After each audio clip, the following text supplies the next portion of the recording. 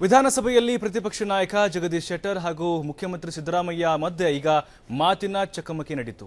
ವಿಧಾನಸಭೆಯಲ್ಲಿ ಪ್ರಶ್ನೋತ್ತರ ಕಲಾಪ ಆರಂಭವಾಗ್ತಾ ಇದ್ದಂತೆ ಜಗದೀಶ್ ಶೆಟ್ಟರ್ ತಮ್ಮ ಪ್ರತಿಭಟನೆಯನ್ನ ವಾಪಸ್ಸು ಪಡೆದಿದ್ದು, ಬರಗಾಲದ ಮೇಲಿನ ಚರ್ಚೆಗೆ ಅವಕಾಶ ನೀಡಬೇಕು, ಸದನದ ಸಮಯ ಹಾಳು ಮಾಡೋದಕ್ಕೆ ನಮಗೆ ಇಷ್ಟ ಇಲ್ಲ, ಡೈರಿ ವಿಚಾರವಾಗಿ ಜನರ ಬಳಿಕ ಹೋಗ್ತೇವೆ ಅಂತ ಹೇಳಿದ್ದಾರೆ.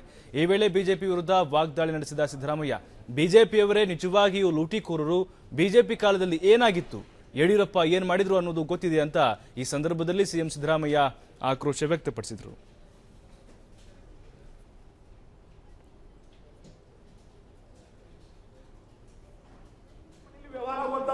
ಇದಕ್ಕೆಲ್ಲ ಒಂದ್ ಕಡೆ ಕಡಿವಾಣ ಹಾಕ್ಬೇಕಲ್ಲ.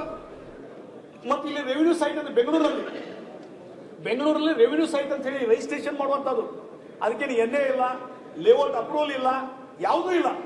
ಆ ರೆವಿನ್ಯೂ ಸೈಟ್ಗಳನ್ನ ನೋಂದಣಿ ಮಾಡೋದು ನೀವು ಬ್ಯಾನ್ ಮಾಡ್ರಿ, ನಿಮ್ಮ ನೋಂದಣಿ ಆ ಡಾಕ್ಯುಮೆಂಟ್ಸ್ ಕಡಿಮೆ ಆಗ್ತದೆ, ರೆವಿನ್ಯೂನು ಕಡಿಮೆ ಆಗ್ಲಿಕ್ಕೆ ಸಾಧ್ಯತೆ. ಹೀಗಾಗಿ ಈ ಡಿಮಾನಿಟೈಸೇಷನ್ ಇಫೆಕ್ಟ್ ಇವತ್ತು ರಿಯಲ್ ಎಸ್ಟೇಟ್ ಮೇಲೆ ಆಗಿದೆ ಅಂತಂದ್ರೆ ಅದು ಕೇವಲ ತಾತ್ಕಾಲಿಕ. ಇದು ನಿರಂತರವಾಗಿ ಸ್ಟ್ಯಾಂಪ್ ಅಂಡ್ ರಿಜಿಸ್ಟ್ರೇಷನ್ ಅದ್ದು ಈ ಇಲಾಖೆ ಏನಿದೆಲ್ಲ ಇದು ನಿರಂತರ ಡೌನ್ಸ್ ಇದ್ದಿದೆ. ಈ ಡಿಮಾನಿಟೈಸೇಷನ್ ಸಂಪರ್ಕ ನೀವು ಆ ಸಂಪರ್ಕ ಕಲ್ಪನೆ ಮಾಡುವುದು ಸರಿಯಲ್ಲ ಅನ್ನೋದನ್ನ ನಾನು ಸ್ಪಷ್ಟವಾಗಿ ಹೇಳ್ತಿದ್ದೇನೆ.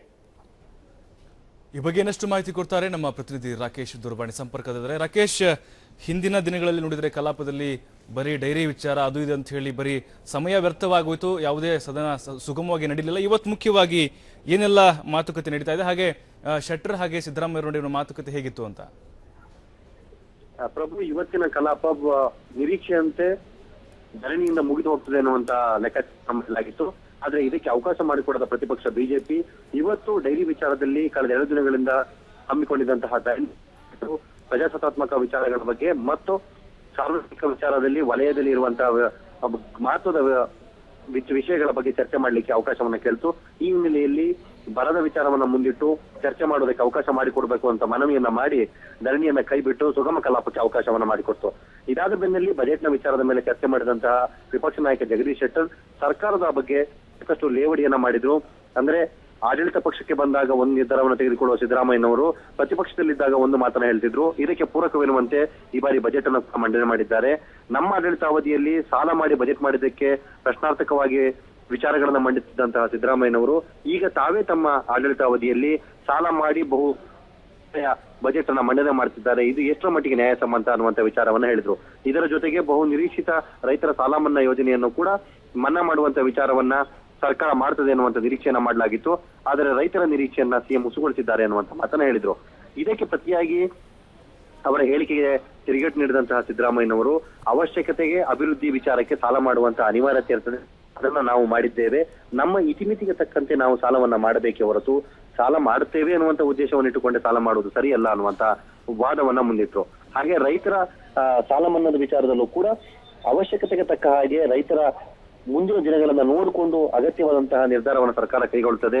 ಈಗಲೇ ಊಹಾಪೋಹದ ಮಾತುಗಳು ಬೇಡ ಅನ್ನುವಂತಹ ಒಂದು ಸ್ಪಷ್ಟೀಕರಣವನ್ನ ಕೂಡ ನೀಡಿದ್ರು. ಪ್ರಭು ರಾಕೇಶ್, ಹಾಗೆ ಈ ಹಿಂದೆ ನೋಡೋದಾದ್ರೆ ಪ್ರತಿಪಕ್ಷ ಕೇವಲ ಡೈರಿ ವಿಚಾರನ ಇಟ್ಟುಕೊಂಡು ಸಾಕಷ್ಟು ಪ್ರಸ್ತಾಪ ಕೂಡ ಮಾಡಿತ್ತು, ಮಾತಿನ ಚಕಮಕಿ ಕೂಡ ನಡೀತು. ಆದ್ರೆ ಇವತ್ತು ಡೈರಿ ವಿಚಾರದ ಬಗ್ಗೆ ಏನಾದ್ರು ಪ್ರಸ್ತಾಪ ಆಗುತ್ತಾ, ಸಾಧ್ಯತೆ ಇದೆಯಾ ಅಂತ? ಹೀಗೆ ಪ್ರಭು, ಇವತ್ತಿನ ಚರ್ಚೆಯಲ್ಲಿ ಈಗಾಗಲೇ ನಾನು ತಿಳಿಸ್ತಾ ಹಾಗೆ ಡೈರಿ ವಿಚಾರದಲ್ಲಿ ಯಾವುದೇ ರೀತಿಯಾದಂತಹ ಹೋರಾಟವನ್ನ ಮಾಡಲಿಕ್ಕೆ ಸದನದಲ್ಲಿ ಕಾಲಹರಣ ಮಾಡುವುದಕ್ಕೆ ಬಿಜೆಪಿ ಮುಂದಾಗಲ್ಲ ಅನ್ನುವಂತ ಮಾತನ್ನ ಶೆಟ್ಟರ್ ಅವರು ಹೇಳಿದ್ದಾರೆ.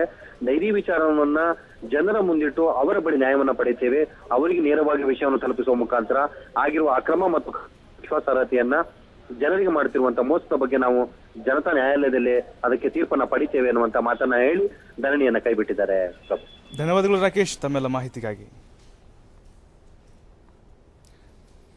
ವಿಧಾನಸಭೆಯಲ್ಲಿ ಪ್ರತಿಪಕ್ಷ ನಾಯಕ ಜಗದೀಶ್ ಶೆಟ್ಟರ್ ಸಿಎಂ ಸಿದ್ದರಾಮಯ್ಯ ನಡುವೆ ಮಾತಿನ ಚಕಮಕಿ ನಡೆಯಿತು.